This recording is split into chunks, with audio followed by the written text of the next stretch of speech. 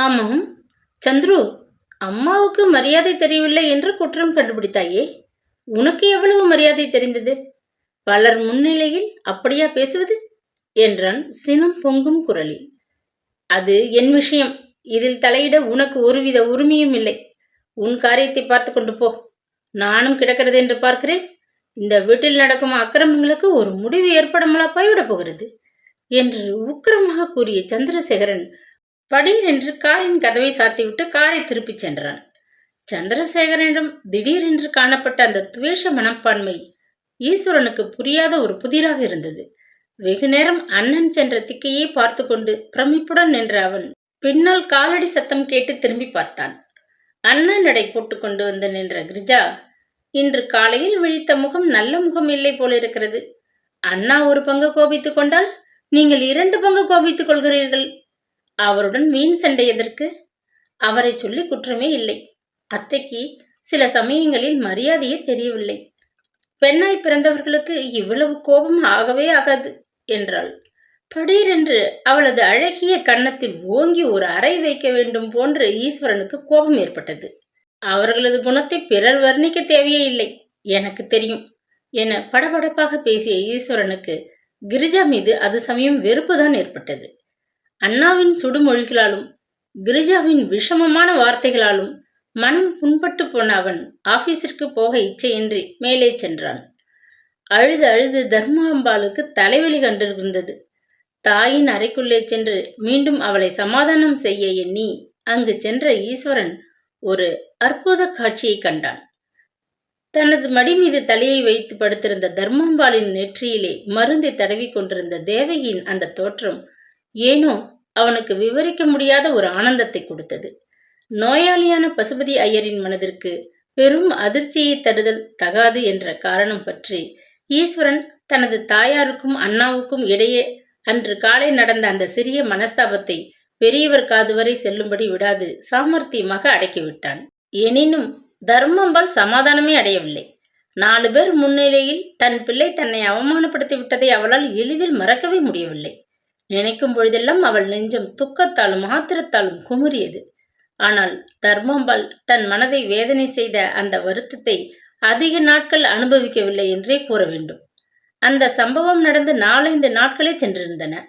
அன்று மாலை எதேச்சியாக வாயில் பக்கம் எட்டி பார்த்த தர்மாம்பாள் டாக்ஸி ஒன்று வேகமாக வந்து வாயிலில் நிற்பதைக் கண்டு அதிசயத்துடன் அத்திசையை உற்று நோக்கினாள். மறுகணம் அவளை அறியாது மீறி கொண்டு எழுந்த ஆனந்தத்தில் கோமதி என்று உரக்க கத்திவிட்டாள். பம்பாய்க்கு சென்றிருந்த கோமதி அம்மாள் அன்று காலை வண்டியில் முன்னெச்சரிக்கை எதுவுமின்றி புறப்பட்டு வந்திருந்தாள். கோமதி அம்மாளின் முகத்தில் சந்தோஷக்கலை தாண்டவம் ஆடிக்கொண்டிருந்தது. வண்டியை விட்டு இறங்கி உள்ளே விரைந்து வந்த கோமதி ஆனந்தத்துடன், தர்மு, சுவாமி புண்ணியத்தில் எல்லாம் நன்றாக நடக்கும் என்று எதிர்பார்க்கிறேன். அவருக்கு உடம்பு நன்றாக குணமாகிவிட்டது. அடுத்த வார வாக்கில் அவர் வருகிறார் என்று படபடவென்று பொறிந்து தள்ளிக்கொண்டு தனது நாத்தனாரை ஆசையுடன் ஓடி வந்து தழுவிக்கொண்டாள். மழைக்காக வாடும் பயிர் போல கோமதியின் வரவிற்காக வாடிக்கொண்டிருந்த தர்மாம்பாளின் கண்களில் ஆனந்த புஷ்பம் துளிர்த்தது. கோமு, நீ இந்த நல்ல சமாச்சாரம் கொண்டு வருவரை என் கூண்டிலே உயிரே இல்லை. அன்றைக்கு இரத்த கொதிப்பு அதிகமாயிற்று என்று கடிதாசி பார்த்ததிலிருந்து என் மனம் பட்ட பாடு சொல்ல தரமல்ல. போகிறது போ, எல்லாம் நல்லபடியாச்சே, அதுவே சந்தோஷம் என்றாள் பதிலுக்கு. பல விஷயங்களை பற்றி உற்சாகத்துடன் ஓயாது அன்றும் பொழுது முழுவதும் பேச்சிலும் சிரிப்பிலுமாக நாத்தனாரும் மதனையும் கழித்தனர். பம்பாய் சென்றிருந்த கோமதி அம்மாள் அங்கே தனது பொழுதை ஒரு நிமிஷம் கூட வீணாக கழித்து விடவில்லை. கணவனை நிர்பந்தம் செய்து தனது பெண் கல்யாணத்திற்காக சில நகைகளை செய்து கொண்டு வந்திருந்தாள். பெண்ணுக்கு சீதனமாக கொடுக்கும் நிமித்தம் சிரமப்பட்டு தான் சேர்த்து வைத்திருந்த ரொக்க பணத்தையும் கையுடன் எடுத்து கொண்டு வந்திருந்தாள். தனது பெண்ணை வந்த இடத்தில் உதறிவிட்டு போகப் போவதில்லை, கல்யாணம் செய்து கொடுக்கப் போகிறோம் என்ற துணிச்சலில் அவளுடைய குரல் கம்பீரமாக துணித்தது. மிகவும் தைரியத்துடன் தலை நிமிர்ந்து தர்மாம்பாளின் சரிசமமான தோரணையில் தான் அவள் பேசினாள். கோமதியம்மாளிடம் காணப்பட்ட மாறுதல்களை பற்றி தர்மாம்பாள் கிஞ்சித்தும் சிந்திக்கவில்லை. கோமதி வந்துவிட்டாள் என்ற ஒரு விஷயமே தர்மாம்பாளுக்கு போதுமானதாகவே இருந்தது. அணையின் தருவாயிலிருந்த அவளது உற்சாகம் கோமதியை கண்டதும் மீண்டும் கொழுந்து விட்டெறியும் கனல் போல் பீறி கொண்டு எழுந்தது. கோமதியம்மாள் இனி எக்காரணம் கொண்டும் கல்யாணத்தை ஒத்தி போடவே இஷ்டப்படவில்லை. ஆகவே தர்மாம்பாள் பசுபதி ஐயரை கலந்து ஆலோசித்து கல்யாண தேதியை நிச்சயமாக தேர்ந்தெடுத்து விட்டாள். ஈஸ்வரனுக்கும் கிரிஜாவுக்கும் நடக்கவிருக்கும் திருமண தேதி நிச்சயிக்கப்பட்டு விட்டது. கல்யாணத்திற்கு 20 தினங்கள் தான் இருந்தனவாகையால் மிதிலா விலாசத்தில் எல்லோருக்கும் ஓய்வு ஒழிச்சலின்றி வேலைகள் இருந்தன. தேதி குறிப்பிட்டாகிவிட்டது. கல்யாண காரியங்கள் வெகு வேகமாக நடந்து கொண்டிருந்தன. பம்பாயிலிருந்து கோமதியின் கணவர் வரவேண்டியதுதான். அவர் வந்ததும் கல்யாணத்திற்கு முன் நடக்க வேண்டிய சில விசேஷ சடங்குகள் நடக்க வேண்டியதுதான் பாக்கியாக இருந்தன. வரப்போகும் விவாகம் ஒவ்வொருவர் மனதிலும் ஒவ்வொரு விதமான உணர்ச்சியை உண்டு பண்ணியிருந்தது என்றால் மிகையாகாது. மிதிலா விலாசத்தில் விவாகத்தை குறித்து நடந்து கொண்டிருந்த ஆர்ப்பாட்டங்களை ஜெயராமன் சிறிதும் லட்சியம் செய்யவில்லை. வழக்கம்போல் அவன் தனது சொந்த விவகாரங்களிலே பொழுது போவதே தெரியாது மூழ்கி போயிருந்தான். தனக்கிருந்த கவலைகளிலும் அலுவல்களிலும் சியாமலாவுக்கு இந்த விவாகத்தை பற்றி எதுவும் பேசக்கூட பொழுதே இல்லை. மைத்திலி பொறாமையினால் வெம்பி வெடித்து கொண்டிருந்தாள். தர்மாம்பாள் தனது 3வது புத்திரன் விவாக விஷயமாக செய்து கொண்டிருந்த ஆர்ப்பாட்டங்களைக் கண்டு ஆத்திரத்தில் துடித்த அவளது உள்ளத்தில் எல்லோர் மீதிலும் துவேஷமும் அசூசையும் தான் அதிகரித்து கொண்டு போயிற்று. கல்யாணம் என்றால் அதற்காக இத்தனை ஆர்ப்பாட்டங்கள் எதற்கு, இவ்வளவு வீண் செலவு எதற்கு என்றெல்லாம் தனக்குள்ளே கணக்கிட்டு கொண்டிருந்த சந்திரசேகரனும் தனது மனைவியைப் போல் ஆத்திரத்தில் குமுறி கொண்டிருந்தான். தேவகி அவள் வெளிப்படையாக தனது உணர்ச்சிகளை காட்டிக்கொள்ளவில்லை. எனினும் விவரிக்க இயலாத ஒருவித துக்கத்திலே அவள் மனம் தத்தளித்து கொண்டிருந்தது. தன் அன்பிற்கும் மதிப்பிற்கும் பாத்திரமாக இருக்கும் ஈஸ்வரன் இன்னும் சில தினங்களில் வேறு ஒருத்திக்கு சொந்தமாக போகிறான் என்கிற உண்மை அவள் எவ்வளவு முயற்சித்தும் அவளது மனதிலே ஒரு விதமான துயரத்தை உண்டு பண்ணி கொண்டுதான் இருந்தது. கல்யாண காரியங்களுக்கு மற்றவர்களுடன் உதவி செய்து கொண்டிருந்த தேவகியின் கண்கள் அடிக்கொரு தடவை கலங்கின. வருந்தி என்ன பயன்? ஈஸ்வரனின் மனைவியாகும் பாக்கியத்தை கிரிஜா அல்லவா பெற்றிருக்கிறாள் என்று தனக்குள் எண்ணும் பொழுதெல்லாம் அவளது உள்ளத்தினின்று துயர பெருமூச்சொன்று எழுந்தது. பசுபதி ஐயர் இந்த விவாகத்திற்கு எந்தவிதமான ஆட்சேபனையும் சொல்லவில்லை. எனினும் ஏனோ அவர் மனம் கட்டுக்கடங்காத ஒருவித துன்பத்தில் தத்தளித்தது. ஈஸ்வரன் அவரை காண அறைக்குள் வந்த சமயமெல்லாம் அவன் முகத்தை உற்று நோக்குவார். அப்பொழுது அவர் மனதிலே ஒரு சந்தேகம் எழுந்து கொண்டிருந்தது. வரப்போகும் விவாகத்தை பற்றி அவன் முகத்திலே எல்லளவு கூட உற்சாகம் காணப்படவில்லை. அதற்கு பதில் விவரிக்க இயலாத வேதனையின் சாயல் அல்லவா குடிகொண்டிருக்கிறது. ஏன் ஏன் ஏன்? வறட்சியான சிரிப்பும் உற்சாகமற்ற அவனது பேச்சும் பசுபதி ஐயரின் மனதை மிகவும் துன்புறுத்தின. ஈஸ்வரா, ஏன் இப்படி இருக்கிறாய்? உண்மையை சொல். உனக்கு இந்த விவாகம் பிடித்திருக்கிறதா என வினவ வேண்டும் என்று ஒவ்வொரு சமயமும் அவரது உள்ளம் துடிக்கும். வார்த்தைகள் கூட உதடு வரை வந்துவிடும். பிடிகொடுக்காது பேசும் மைந்தனிடம் தைரியமாக அந்த கேள்வியை கேட்க அஞ்சி ஒவ்வொரு சமயமும் பேச வந்த வார்த்தைகளை நெஞ்சிலேயே புதைத்து கொள்ள நேரிட்டது அவருக்கு. ஆனால் உள்ளூர சந்தேகப்பட்ட விஷயம் உண்மையே. ஈஸ்வரன் மனம் வரப்போகும் விவாகத்தை அவ்வளவு உற்சாகத்துடன் எதிர்பார்க்கவில்லை. நாட்கள் நெருங்க நெருங்க விவாகம் என்ற வார்த்தை அவனுக்கு வேதனையைத்தான் அளித்தது.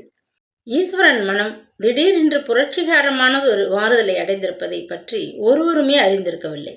கிரிஜா மீது அவன் காதல் கொண்டது உண்மை. எனினும் தற்சமயம் அவனது மனதிலே தாங்கோணாத வெறுப்புதான் மேலோங்கி நின்றது.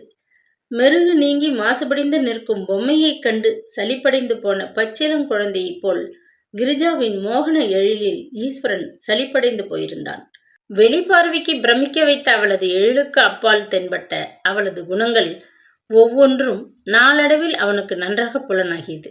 அகங்காரம், வீண் பெருமை, சுயநலம், நன்றியற்ற மரியாதையில்லாத குணம் என கிரிஜாவின் குணங்கள் ஒவ்வொன்றாக செய்கையில் வெளிப்பட்டு அவள்பால் ஈஸ்வரனுக்கு ஏற்பட்டிருந்த மதிப்பை குறைத்து கொண்டு போயின. அழகு மட்டும் இருந்தென்ன பயன்? தன்பால் காதல் கொண்டிருக்கும் புருஷனின் உள்ளத்திலே அன்பை அணையவிடாது ஓங்கி வளர்க்க சக்தியற்றவள் என்ற உண்மையை நன்கு உணர்ந்து கொண்டான். இந்த உண்மை அவனது மனதை துயரத்திலே ஆழ்த்தியது. அதே சமயம் அவனது மனதிலே இன்னொரு அற்புதமானதொரு மாறுதல் நிகழ்ந்து கொண்டிருக்கத்தான் இருந்தது. அந்த புது மாறுதல் தேவிகை பற்றிய சிந்தனையினால் ஏற்பட்ட விளைவுதான். என்ன காரணத்தினாலோ கிரிஜாவை பற்றி எண்ணும் போதெல்லாம் முடிவில் அவனது எண்ணத்தை தேவகியை வியாபித்து நின்றாள். குனிந்த தலை நிமிராது மாசுபடிந்த ஆடையுடன் சந்தடியின்றி தனது அலுவல்களை கவனிப்பவள் போல் தென்படும் அந்த சிறுமி உண்மையிலேயே மிதிலா விலாசத்து வாழ்க்கையில் எத்தனை முக்கியம் ஸ்தானம் வகிக்கிறாள். என்பதை நாலாவட்டத்தில் அனுபவத்தில் உணர்ந்த ஈஸ்வரனுக்கு எல்லையற்ற ஆச்சரியம்தான் ஏற்பட்டது. 1000 பேர் தமது ஏவலுக்கு காத்திருந்தும் கூட பசுபதி ஐயருக்கு அந்த சிறுமி மீதுதான் நம்பிக்கை இருந்தது. அவளது சிசுருஷைகள் தான் அவருக்கு மனதிற்கு உகந்ததா இருந்தது. தர்மாம்பாளுக்கு மட்டும் என்ன, குற்றம் கண்டுபிடிப்பவளாயினும் தேவகி இல்லாது அரை வினாடி கூட அவளால் பொழுதை கழிக்க முடியாது. மதனிகளுக்கும் தேவகி உதவி இல்லாமல் முடியவில்லை. சமையற்கார சௌபாக்கியத்திற்கு கூட தேவகி இன்றியமையாதவளாக இருந்தாள். உப்பு எங்கே இருக்கிறது, கடுகு எங்கே இருக்கிறது என்பவை போன்ற விஷயங்களிலிருந்து மிதிலா விலாசத்தில் இருந்த ஒவ்வொரு விஷயமும் தேவகிக்கு நன்றாக தெரிந்திருந்தது. உஷ்ணமானியைப் போல் அதிலுள்ள ஒவ்வொருவருடைய குணத்தையும் அளவிட்டு அறிந்து கொண்டிருந்தாள். அதற்கு தக்கபடியும் நடந்து கொண்டாள். சுருக்கமாக கூறி மிதிலா விலாசத்து வாழ்க்கை எனும் இயந்திரத்திற்கு முக்கியமானதொரு மறை போல் இருந்தாள். அவ்வளவு முக்கிய பாகத்தை வகித்தும் அவளிடம் காணப்பட்ட அடக்கமான அந்த சாந்த சுபாவம் ஈஸ்வரனுக்கு தாங்கோணாத வியப்பைத்தான் தந்தது. அவனது வியப்பு மேலோங்க மேலோங்க தேவகி பால் அவன் கொண்டிருந்த மதிப்பும் பெருகி கொண்டே போயிற்று. இப்படிப்பட்டதொரு மனநிலையில் இருந்த ஈஸ்வரனுக்கு வரவிருந்த விவாகம் உற்சாகத்தை அளிக்காததில் ஆச்சரியமே இல்லை. கோமதியம்மாள் பம்பாயிலிருந்து வந்து 1 வார காலம் சென்று விட்டது. பசுபதி ஐயரின் தூர பந்துக்களில் ஒருவர் வீட்டு கல்யாணம் மிக விமரிசையாக தேவி குலத்திற்கு மேற்கே 15 மைல் தூரத்தில் இருந்த நகரம் ஒன்றில் நடந்து கொண்டிருந்தது. மற்ற தினங்கள் என்றாலாவது தர்மாம்பாள் போகாதிருக்கலாம். இன்னும் சில நாட்களில் ஈஸ்வரனின் திருமணம் நடக்க இருந்ததனால் உறவினர்கள் வீட்டு கல்யாணத்திற்கு போகாதிருந்து தக்க சமயத்தில் மனஸ்தாபத்தை விலைக்கு வாங்கி கொள்ள அவள் விரும்பவில்லை. வழக்கம்போல் கிரிஜா, கோமதி, ஈஸ்வரன் ஆகிய 3 பேர்களுடனும் புறப்பட்ட தர்மாம்பாளுக்கு திடீரென்று ஒரு விஷயம் நினைவுக்கு வந்தது. கல்யாண வீட்டவர்கள் ஒரு வழியில் தேவகியின் தந்தைக்கு நெருங்கிய உறவினர்கள். போன இடத்தில் அந்த பெண்ணை பற்றி கட்டாயம் அவர்கள் விசாரிக்கக்கூடும் என்று எண்ணி தர்மாம்பாள் அனாவசியமான கேள்விகளுக்கு இடம் கொடுக்க இஷ்டப்படாது தேவகியையும் அழைத்து கொண்டு புறப்பட்டாள். தங்களுடன் சமதியாக கல்யாண வீட்டிற்கு தேவகியும் புறப்பட்டு விட்டது கிரிஜாவிற்கு கொஞ்சமும் பிடிக்கவே இல்லை. போதாதற்கு வழக்கத்திற்கு மாறாக தேவகி அன்று சிறிது அலங்காரத்துடன் காணப்பட்டாள். தர்மாம்பாள் கட்டி அழுத்து போனதொரு பழைய புடவை எனினும் தேவகியின் மேனிக்கு அது மிகவும் எடுப்பாக விளங்கியதை கிரிஜா காண தவறவில்லை. தனக்கு ஏற்பட்ட ஆத்திரத்தை அடக்கி கொண்டு கிரிஜா அவர்களுடன் கூட வெளியே கிளம்பி சென்றாள். ஒரு பிரபல பாடகியின் கச்சேரியை ரசித்து கொண்டு உட்கார்ந்திருந்த கிரிஜாவை தொந்தரவு செய்ய தர்மாம்பாளுக்கு மனமில்லை. ஆனாலும் கச்சேரி முடியும் வரை காத்திருக்க அவளுக்கும் கோமதி அம்மாளுக்கும் பொழுதில்லை. கல்யாண காரியங்கள் தலைக்கு மேல் காத்து நிற்கையில் இருப்பு கொள்ளாத அவர்கள் இருவரும் நடுவே எழுந்து கிரிஜாவிடம் சொல்லிக்கொண்டு வீட்டுக்கு கிளம்பி விட்டார்கள். கல்யாண வீட்டில் அமளி ஓய்ந்து விருந்தினர்கள் விடைபெற்று கொண்டு கிளம்புவதற்குள் இரவு மணி 11க்கு மேல் ஆகிவிட்டது. தன்னை அழைத்து செல்வதற்கு ஈஸ்வரன் காருடன் வாசலில் காத்து நிற்பதைக் கண்டு கிரிஜா உவகை எய்தினாள். சில தினங்களாகவே அவன் அவளுடன் முன்போல் உல்லாசமாக வார்த்தையாடுவதை நிறுத்தி கொண்டிருந்தான். அதை கவனித்த கிரிஜாவிற்கு உள்ளூர கவலை ஏற்பட்டிருந்தது. ஈஸ்வரனின் மனமாறுதலுக்கு காரணம் என்னவாக இருக்கும் என்று தனக்குள்ளே எண்ணி மனம் புழுங்கிக் கொண்டிருந்த அவள் அன்றைய தினம் தங்களுக்கு அளிக்கப்பட்டிருந்த அந்த தனிமையை பெரிதும் வரவேற்றாள். 15 மைல்கள் தூரம் தனியே அவனுடன் காரில் பிரயாணம் செய்ய போகும் அந்த சந்தர்ப்பத்தை உபயோகப்படுத்தி கொண்டு அவனுக்கு தன்னிடம் மனஸ்தாபம் ஏதேனும் இருந்தால் அதை மெல்ல அகற்றி முன்போல் தன் வழிக்கு அவனை கொண்டு வந்து விட வேண்டும் என்ற திட்டத்துடன் காரின் முன் ஆசனத்தில் ஏறி உட்கார முன்னேறினாள். சட்டென்று ஈஸ்வரன் அவள் பக்கம் திரும்பி, இப்படி இங்கே உட்கார் என்று காரின் பின் கதவை திறந்து அவளுக்கு வழிவிட்டான். ஏன் என்று கேட்கும் பாவனையில் தன்னை பார்த்து விழித்த அவள் பேசும் முன், தேவகியும் நீயும் பின் ஆசனத்தில் உட்கார்ந்து கொள் என்று கூறிவிட்டு காரில் ஏறி உட்கார்ந்து கொண்டான். தேவகியா? அவள் அம்மாவுடன் போகவில்லையா? இத்தனை நாளை நம்முடனா இங்கே இருக்கிறாள் என்று ஆச்சரியமும் ஆத்திரமும் தாங்காது கேட்டாள் கிரிஜா உரத்த குரலில். ஆமாம், நான் தான் அவளை இங்கே உனக்கு துணையாக விட்டு போகும்படி அம்மாவிடம் கூறினேன் என்று பதிலளித்தான் ஈஸ்வரன். கிரிஜா அதற்கு ஒன்றுமே பதிலளிக்கவில்லை. கட்டுக்கடங்காத கோபத்திலே அவளது உள்ளம் துடித்து கொண்டிருந்தது. தேவகி, எப்பொழுதும் இந்த சிறுமியின் பிரச்சனை தானா? ஆனந்தத்துடன் எதிர்பார்த்திருந்த அவர்களது தனிமையில் கரும்பூனையைப் போல் தேவகி ஏன் குறுக்கிட வேண்டும்? அல்லது கிரிஜாவுடன் தனிமையில் இருக்க பிரியமற்ற ஈஸ்வரன் வேண்டுமென்றே செய்த சூழ்ச்சியா இது? அப்படியென்றால் இப்படி பலவாறு தனக்குள்ளே எண்ணி ஆத்திரமடைந்த கிரிஜாவிற்கு துக்கம் நெஞ்சை அடைத்து கொண்டது. கல்யாண வீட்டு வாசல் நின்றும் காரை ராஜபாட்டை மீது திருப்பி செலுத்திய ஈஸ்வரன் ஆகாயத்தை நிமிர்ந்து பார்த்தான். சில்லென்று வீசிய குளிர்ந்த காற்றும் மலைகள் போல் திரண்டு வான வீதியில் குவிந்து கொண்டிருந்த கருமேக கூட்டங்களும் வரப்போகும் பெருமழையை அறிவித்துக் கொண்டிருந்தன. பலமாக இப்பொழுது மழை கொட்டப்போகிறது என்றான் ஈஸ்வரன் மெதுவாக. அதற்கு கிரிஜா பதில் கூறவில்லை. கண்களில் லேசாக துளிர்த்த கண்ணீரை விரலால் வழித்து கொண்ட அவள் ஆத்திரத்துடன் உதட்டை கடித்து கொண்டாள். மழைக்கு முன்னால் எப்படியாவது போய்விட வேண்டும் என்று தனக்குள்ளே முனகிக் கொண்ட ஈஸ்வரன் காரை வேகமாக தேவி குளத்தை நோக்கி செலுத்தினான். கார் பாதி வழி கூட சென்றிருக்கவில்லை. அதற்குள் வானையே கிழித்து கொண்டு கொட்டுவதைப் போன்று மழை சோவென்று கோஷத்துடன் பொழிய ஆரம்பித்தது. இரவில் அந்த வேளையில் கொட்டும் மழையில் ரஸ்தா கண்ணுக்கு புலப்படாது ஜல பிரவாகத்தில் மூழ்கிவிட்டதைக் கண்ட ஈஸ்வரன் கலக்கத்துடன் காரை நிறுத்திவிட்டு சுற்றுமுற்றும் பார்த்தான். மேலே போவது உசிதமா என்று அவன் யோசிக்கும் முன் காரை நடுவழியில் நிறுத்தினால் என்ன அர்த்தம் என்று கலவரத்துடன் கேட்டாள் கிரிஜா. தன்னந்தனியர்களாக இரவு வேளையில் கொட்டும் மழையில் நடுவழியில் அகப்பட்டு கொண்டதை குறித்து அவளுக்கு கிளி பிடித்து கொண்டது. மேலே போவது நல்லதல்ல என்றான் ஈஸ்வரன் பதிலுக்கு. மேலே போகாது இங்கே இருந்தால்? ஐயோ, எனக்கு பயமாக இருக்கிறதே என்று கிரிஜா பேசி முடிக்கும் முன் பளீர் என்று கண்ணை பறிக்கும் அளவில் ஒரு மின்னல் தோன்றி மறைந்தது. அதைத் தொடர்ந்தாற்போல் வானை பிளக்கும்படி ஒரு தடவை வானம் இடித்து ஓய்ந்தது. கிரீச்சென்று கத்திய கிரிஜாவை அதிசயத்துடன் திரும்பி பார்த்தான் ஈஸ்வரன். ஐயோ, இடிக்க ஆரம்பித்து விட்டதே, இங்கே வந்து அகப்பட்டு கொண்டு விட்டோமே என்று அரற்றிய கிரிஜா சிறு குழந்தையைப் போல கண்ணீர் விட்டு அழ ஆரம்பித்தாள். என்ன இது கிரிஜா? இடித்தால் இடிக்கட்டுமே, ஏன் பயப்படுகிறாய்? இன்னும் சிறிது பொழுதில் மழை நின்றுவிடும், அதுவரை இங்கே பேசாமல் இருப்போம் என்றான் ஈஸ்வரன் சமாதானப்படுத்தும் தோரணையில். வானை பிளக்கும் அளவில் விடாது கர்ஜித்த இடியோசையும் கொட்டும் மழையும் கிரிஜாவை நடுநடுங்க செய்துவிட்டன. தனது உயிருக்கே பெரிய ஆபத்து வந்துவிட்டது என்று எண்ணி அரண்டு போன அவள் ஆத்திரத்துடன், மழை வரும் என்றுதான் தெரியுமே, முன்னாலேயே புறப்பட்டிருக்க கூடாதா? அல்லது சிறிது இருந்துதான் வந்திருக்க கூடாதா? நடுவழியில் இப்பொழுது யாராவது நம்மை கொலை செய்தால் கூட கேள்வி இல்லை, இங்கே வந்து கஷ்டப்படும்படி செய்து விட்டீர்களே என்று கூக்குரலிட்டாள். இயற்கை செய்த சதிக்கு அவள் தன்னை குற்றம் சாற்றுவதைக் கண்ட ஈஸ்வரனுக்கு கோபம் ஏற்பட்டது. கிரிஜா, நீ ஒருத்தி மட்டும் அகப்பட்டு கொள்ளவில்லை, தேவகியும் நானும் உன்னைப் போலவே அகப்பட்டு கொண்டு அவதிப்படுகிறோம், ஞாபகம் இருக்கட்டும் என்றான் ஆங்காரத்துடன். தேவகி என்று அவன் வாயின்று வந்த அந்த பெயர் கிரிஜாவின் ஆத்திரக் கனலை கொழுந்துவிட்டு எரியச் செய்தது. இன்னும் வரவில்லையே என்று அம்மா அங்கே என்னை பற்றி கவலைப்பட்டு கொண்டிருப்பாள். இப்படி தெரிந்திருந்தால் நான் முன்னமையே அவர்களுடன் போயிருப்பேன் என்று பல்லை கடித்துக்கொண்டு திணறினாள் கிரிஜா. எனக்காக இருந்தது போலல்லவா பேசுகிறாய்? கச்சேரியை கேட்டு ரசித்து கொண்டு நேரத்தை வீணாக்கிவிட்டு என்மேல் பழி போடுகிறது நன்றாகத்தான் இருக்கிறது. சரி, தவறு என்னுடையதாகவே இருக்கட்டும், இப்பொழுது என்ன செய்வது? வாயை மூடிக்கொண்டிருப்பதை தவிர வேறு என்றான் கோபத்துடன். ஏன் வாயை மூடிக்கொண்டிருக்க வேண்டுமாம்? எனக்கு இந்த நடுக்காட்டில் அர்த்த ராத்திரியில் காத்து கொண்டிருக்க பயமாக இருக்கிறது. காரை மேலே வேகமாக விடுங்கள் என்றாள் அதிகாரமாக. காரை எப்படி விடுகிறது?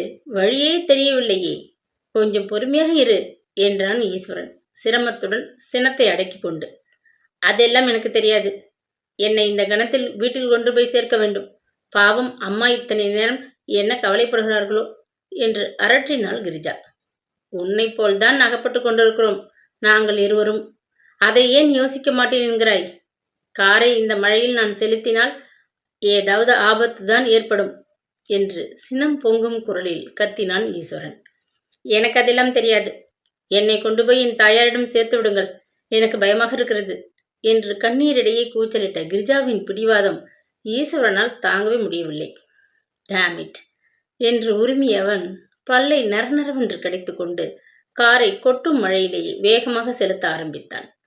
ஐயோ, இப்படி வேகமாக ஏன் போகிறீர்கள்?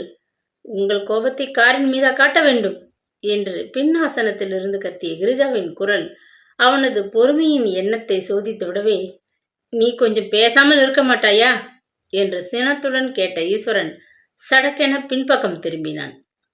அவ்வளவுதான். அடுத்த வினாடி தடால் என்ற சத்தத்துடன் கார் எதிரே இருந்த புளிய மரத்தின் மீது வேகமாக போய் மோதிக்கொண்டது. காரின் கதவை சிரமத்துடன் திறந்து கொண்டு வெளிப்பட்ட ஈஸ்வரன் ஒரு தடவை சுற்றும் முற்றும் பார்த்ததும் திக்பிரமை அடைந்து போய் நின்று விட்டான். காரின் முன்பாகம் முழுவதும் மோதிய வேகத்தில் நசுங்கி போயிருந்தது. கண்ணாடி மறைப்பு சுக்கல் சுக்கலாக உடைந்து விட்டிருந்தது. விளக்குகளில் ஒன்று உடைந்து சேதமாகி விட்டிருந்தது. புளிய மரத்தின் அடர்ந்த கிளைகளை ஊடுருவி கொண்டு கொட்டிய மழை துளிகளை லட்சியம் செய்யாது வெளியே நின்று கொண்டிருந்த ஈஸ்வரனுக்கு சில நிமிஷ நேரம் சென்ற பிறகுதான் காரில் இருந்த மற்றவர்களை பற்றிய நினைவு வந்தது. காருக்குள்ளே எட்டி பார்த்த அவன் நெற்றியை கையினால் அமுக்கிக் கொண்டு குளிருக்கு ஒண்டிய பறவையைப் போல் தேவிக்கு மட்டும் பின்னாசனத்தில் உடலை குறுக்கி கொண்டு உட்கார்ந்திருப்பதை கண்டாள். திடுக்கிட்டு கிரிஜா எங்கே என்றான். தேவகி அவனை பார்த்து பதிலுக்கு விழித்தாள். அருகில் இருந்த கிரிஜா ஒரு கணத்தில் எப்படி மாயமாய் மறைந்து விட்டாள் என்று அவளுக்கே ஆச்சரியமாக தான் இருந்தது. கலவரத்துடனும் அவளும் காரை விட்டு இறங்கி வெளியே வந்து நின்றாள். காருக்குள் இருந்த டார்ச் விளக்கை கையில் எடுத்துக்கொண்ட ஈஸ்வரன் அதை ஏற்றி சுற்றிலும் சுழற்றி பார்த்தான்.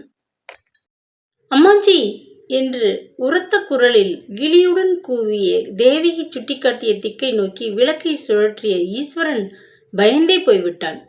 புளிய மரத்தின் பக்கத்தில் இருந்த பள்ளம் ஒன்றில் கொட்டும் மழையில் கிரிஜா மூட்டையைப் போல் சுருண்டு கிடந்தாள். தேவகி பின்தொடர்ந்து ஓடி வந்து உதவி செய்ய பள்ளத்திலே எழுந்திருக்க முடியாது கிடந்த கிரிஜாவை ஈஸ்வரன் தூக்கி நிறுத்தி கார் வரை மெல்ல நடத்தி வந்தான். எதிர்பாராது ஏற்பட்ட விபத்தை கண்டு பயந்து போன கிரிஜா மின்னல் வேகத்தில் காரின் கதவை திறந்து கொண்டு குதித்து விட்டாள். மழையினால் சேராகி இருந்த தரை வழுக்கிவிட தடால் என்று கீழே விழுந்த அவள் தன்னை சமாளித்துக் கொள்ளும் முன் தடதடவென்று உருண்டு அருகில் இருந்த பள்ளத்தில் விழுந்து விட்டாள்.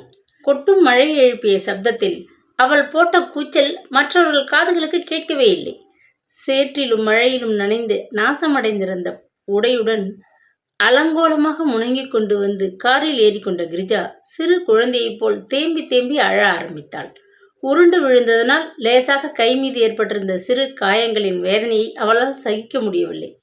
கிரிஜா, வருத்தப்படாதே, பலத்த காயங்கள் எதுவும் ஏற்படாமல் எல்லோரும் தப்பினோம், அதுவரை அதிர்ஷ்டம்தான் என்று ஈஸ்வரன் சமாதானப்படுத்தும் தோரணையில் ஆரம்பித்ததை கேட்ட கிரிஜாவுக்கு ஆத்திரம் பற்றி கொண்டு வந்தது.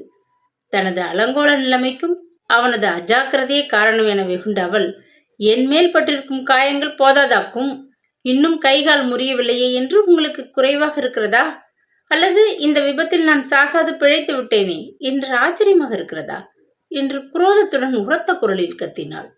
அவளது வார்த்தைகள் ஈஸ்வரன் மனதை புண்படுத்தின.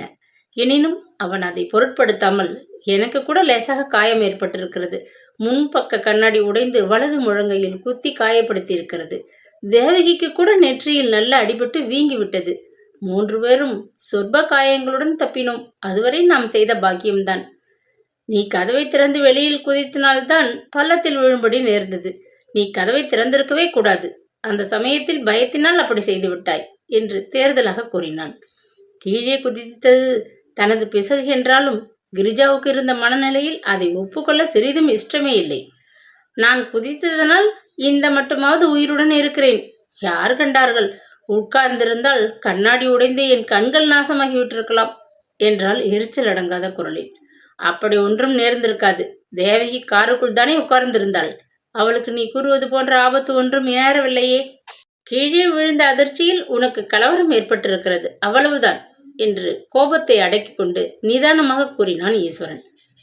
தேவகி, அந்த பெயரை ஈஸ்வரன் கனிவுடன் உச்சரிப்பதையே கேட்க சகிக்காத கிரிஜா தனது கோபத்தை கட்டுப்படுத்த இயலாது, நான் என்னை பற்றி தான் சொல்லிக்கொண்டேன், இன்று வெளியே கிளம்பின விமரிசை மிகவும் அழகாய்த்தான் இருக்கிறது, முதலில் என்னை வீட்டில் கொண்டு போய் என் தாயாரிடம் சீக்கிரம் சேர்த்து விடுங்கள், அவள் இத்தனை நாழிகை என்னை காணாமல் என்ன தவிக்கிறாளோ என்று படபடப்பாக பேசிவிட்டு மீண்டும் விம்மி எழ ஆரம்பித்தாள்.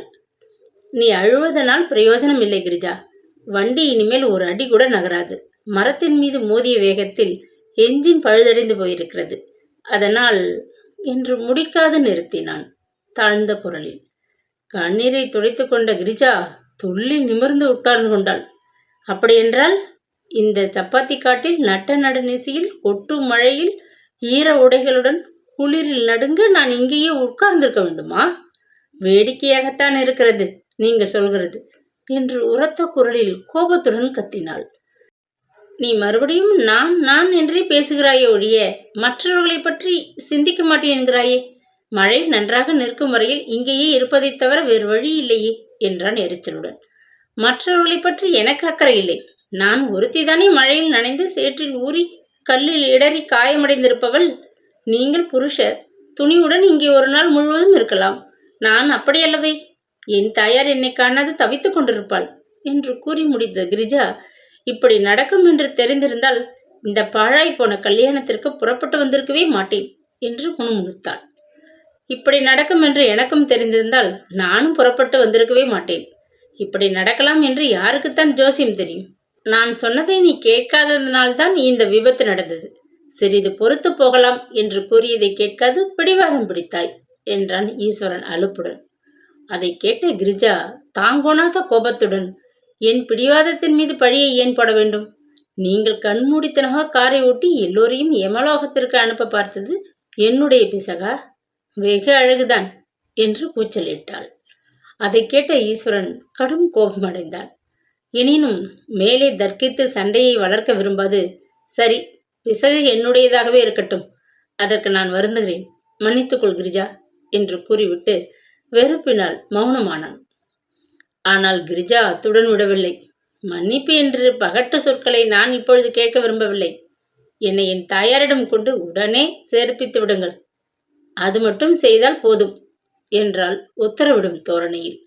அவசரப்படாதே கிரிஜா, நான் சும்மா உட்கார்ந்திருக்கவில்லை. மேலே செய்வதை பற்றி யோசித்துக் கொண்டுதான் இருக்கிறேன். நாம் இருக்கும் இந்த இடத்தை பார்த்தால் கிழுவன்குடிக்கு அருகில் இருக்கிறோம் என்று தோன்றுகிறது. இங்கிருந்து போலீஸ் ஸ்டேஷனுக்கு சுமார் 1/2 மைல் தூரம் இருக்கும். நான் போய் ஸ்டேஷனிலிருந்து வீட்டிற்கு ஃபோன் செய்து கார் ஒன்றை எடுத்து வந்து நம்மை அழைத்து போக சொல்லலாம் என்று நினைக்கிறேன் என்றான். நினைத்து கொண்டிருந்தால் என்ன பிரயோஜனம்? அதை செய்கில் அல்லவா காட்ட வேண்டும் என்றாள் கிரிஜா படபடப்புடன். மழை நிற்கட்டும் என்று காத்து கொண்டிருக்கிறேன், அவ்வளவுதான் என எரிச்சலுடன் பதிலளித்த ஈஸ்வரன் காரின் கதவை திறந்து கொண்டு ஆசனத்தில் வந்து உட்கார்ந்து கொண்டான். அவர்கள் இருவரிடையேயும் நடந்த வாக்குவாதத்தை ஆச்சரியத்துடன் கவனித்துக் கொண்டிருந்த தேவகி இருந்த இடத்தை விட்டு அசையாது மௌனமாக உட்கார்ந்திருந்தாள். கிரிஜாவின் பிடிவாதமான மனப்போக்கை அவள் மிகவும் வெறுத்தாள். மழை இரவு முழுவதும் நிற்காவிட்டாலோ என்று ஆரம்பித்தாள் கிரிஜா. மீண்டும், விடியும் வரை இங்கேயே இருந்து விடுவது, வேறு வழி என்று சினம் பொங்கும் குரலில் பதிலளித்த ஈஸ்வரன் திரும்பி பாராது உட்கார்ந்திருந்தான். அப்படியென்றால் நீங்கள் இருவரும் இங்கேயே இருங்கள். நான் போய் அந்த போலீஸ் ஸ்டேஷனுக்கு சென்று ஃபோன் செய்து வருகிறேன். என்னால் இங்கேயே காத்து கொண்டிருக்க முடியாது என்று பிடிவாதமும் ஆத்திரமும் பொங்க கூறிய கிரிஜா கதவை திறந்து கொண்டு இறங்கினாள். மழையில் அவள் எங்கேயோ செல்வதை கவனித்த ஈஸ்வரன் பின்தொடர்ந்து காரில் நின்றும் இறங்கி ஓடினான். கிரிஜா, உனக்கு பைத்தியமா? எங்கே செல்கிறாய் என்று அவன் கேட்டதை காதில் வாங்கிக் கொள்ளாத அவள், மழை என்னவோ நிற்கப் போவதில்லை. நீங்கள் போய் காரை அனுப்ப ஏற்பாடு செய்யாவிடில் நானாவது செய்யலாம் என்று போகிறேன். என்னால் இங்கே ஒரு வினாடி கூட இருக்க முடியாது என்றால் துக்கத்தில் திணறியபடி. ஈஸ்வரனின் கோபமும் வெறுப்பும் உச்ச நிலையை அடைந்து விட்டன. உடனே காரை வரவழைக்க வேண்டும், அவ்வளவுதானே? சரி, காரில் போய் உட்கார்ந்து கொள் என்று சுருக்கமாக கூறியவன் சினத்துடன் சாலையை நோக்கி வேகமாக நடந்தான். கொட்டிக்கொண்டிருந்த மழையை பற்றியோ சுற்றிலும் கவிந்து நின்ற காரிருளை கண்டோ அடிக்கொரு தடவை அண்டம் கிடுகிடுக்கும் வண்ணம் கர்ஜனை செய்த இடி முழக்கத்தை கேட்டோ தேவகி அஞ்சவில்லை. மழையிலும் இடியிலும் இருளிலும் தனது பிடிவாதத்தை நிறைவேற்றிக் கொள்ளும் நிமித்தம் ஈஸ்வரனை அனுப்பிவிட்டு நிம்மதியாக காரில் வந்து உட்கார்ந்து கொண்ட கிரிஜாவின் நெஞ்சுரம் தேவகிக்கு அச்சத்தை அளித்தது. சாவை எதிர்கொண்டு அழைக்க தன் கணவனை அனுப்பிவிட்டு புன்னகையுடன் அதை வேடிக்கை பார்க்க பின்வாங்காத கிராதகி என்று தனக்குள்ளே எண்ணிய தேவகிக்கு அது சமயம் கிரிஜாவின் அருகிலே உட்கார்ந்திருக்கவும் அச்சமாக இருந்தது. சொட்ட சொட்ட மழையிலே நனைந்து கொண்டு இருளில் தடுமாறி கொண்டிருக்கும் ஈஸ்வரன் கையில் பிடித்திருந்த டார்ச் விளக்கொளி சாலையில் வரும் வரை இரக்கத்துடன் அந்த திக்கையே பார்த்து கொண்டிருந்த தேவகி தாராளமாக மூச்சு விடக்கூட பயந்து நிசப்தமாக உட்கார்ந்திருந்தாள். மிதிலா விலாசத்தை அவர்கள் அன்று அடைவதற்குள் கோமதியம்மாளும் தர்மாம்பாளும் கவலையில் தத்தளித்து போய்விட்டனர். இந்த சம்பவம் நடந்து 2-3 தினங்கள் விரைவில் சென்று விட்டன. என்றாலும் அதனால் ஏற்பட்ட மனக்கசப்பு ஈஸ்வரனின் உள்ளத்திலிருந்து மறையவே இல்லை.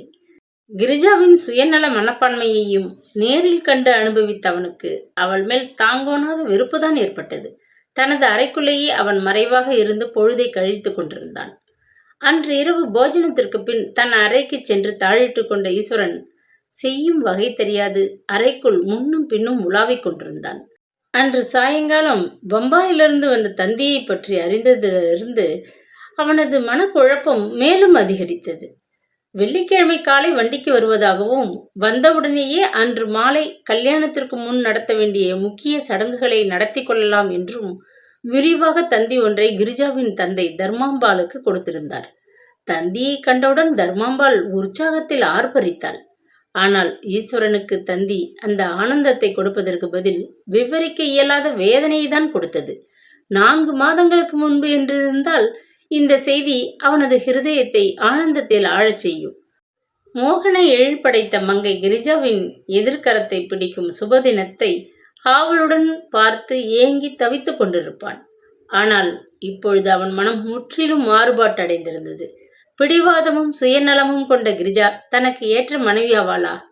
அவளை மணந்து கொள்ள ஒப்புக்கொண்டது சரிதானா? இந்த திருமணம் இருவருக்கும் சுகத்தை கொடுக்குமா என்பன போன்ற பல சந்தேகங்கள் எழுந்து அவனை வேதனை செய்து கொண்டிருந்தன. எந்தவிதமான கோணங்களிலிருந்து ஆராய்ந்து பார்த்தாலும் இறுதியில் அவனது மனம் ஒரே ஒரு முடிவுக்கு வந்தது. கிரிஜாவை அவன் உள்ளம் விரும்பியது வாஸ்தவம். அவளது அழகை கண்டு அவன் பிரமித்தது உண்மை. ஆனால் அவள் அவனது வாழ்க்கை துணைவியாகி அவனது வாழ்வை இன்பமாக்கும் சக்தியை படைத்தவள் அல்ல.